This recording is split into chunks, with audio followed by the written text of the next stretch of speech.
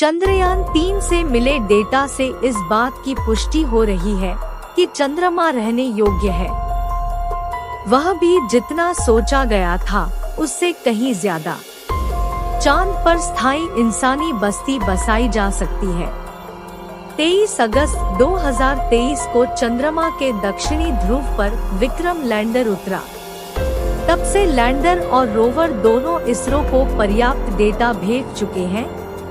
अगर सारे डेटा को अलग थलग करके देखेंगे तो मामला समझने में मुश्किल होगी। फिर लोग कहने लगते हैं कि ये तो रॉकेट साइंस है, जबकि अगर सारे डेटा को एक साथ जोड़कर देखा जाए तो आपको पता चल जाएगा कि जितना सोचा गया था चांद उससे कहीं ज्यादा रहने लायक है।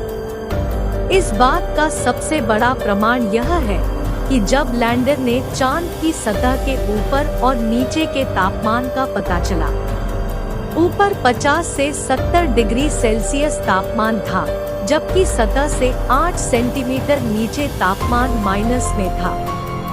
सिर्फ 3-4 इंच में ही इतना अंतर है, लेकिन इन दोनों तापमानों की बदौलत रहने लायक माहौल बनाया जा सकता है। विक्रम लैंडर ने सतह की जो जांच की उससे यह पता चलता है कि सतह के नीचे सर्दी ज्यादा है, लेकिन इस बात के भी प्रमाण मिले हैं कि चांद की सतह सुपर इंसुलेटर है। कैसे बताते हैं? असल में चांद की सतह का सबसे ऊपरी हिस्सा तीव्र इंसुलेशन के लिए जाना जाता है।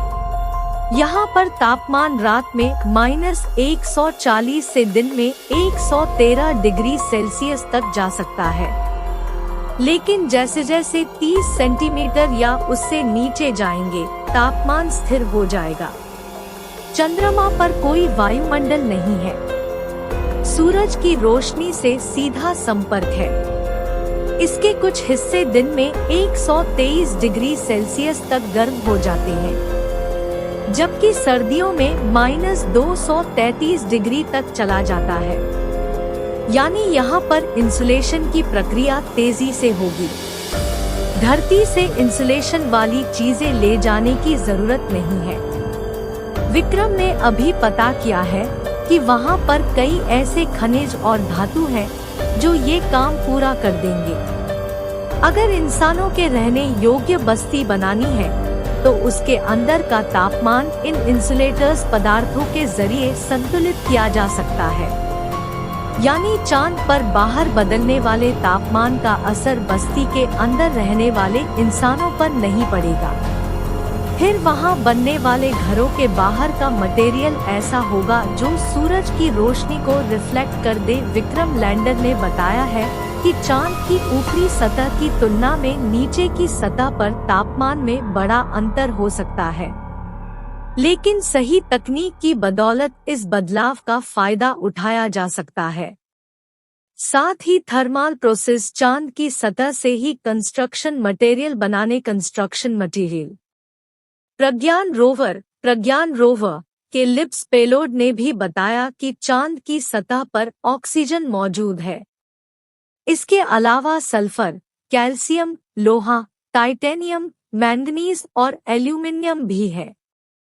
चांद की सतह पर ऑक्सीजन इल्मेनाइट FeTO3 के रूप में मौजूद है, यानी आप चांद की सतह पर बर्फ भी बना सकते हैं।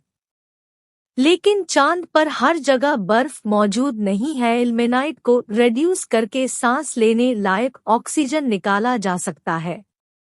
लैंडर और रोवर से मिले डेटा से इस बात की पुष्टि होती है कि चंद्रमा पर एक दिन इंसानी बस्ती बसाई जा सकती है। यह रिपोर्ट अंग्रेजी अखबार हिंदू बिजनेस लाइन में प्रकाशित हुआ है।